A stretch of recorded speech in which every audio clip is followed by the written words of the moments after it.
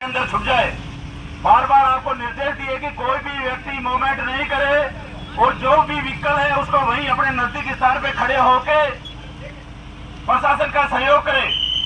बिल्कुल red alert जारी किया गया है, इसलिए आप लोगों से निवेदन जहां भी है वहां अपना अपना व्हीकल खड़ा करके अंदर छुप जाए।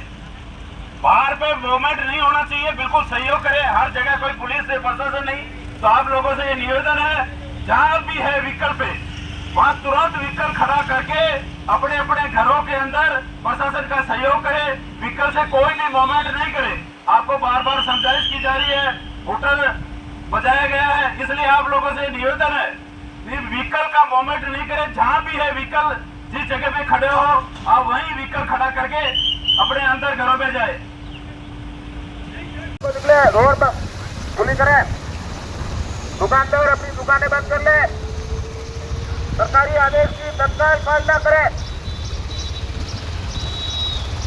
और प्रशासन को सहयोग करें भाई, दुकानें बंद करें भाई।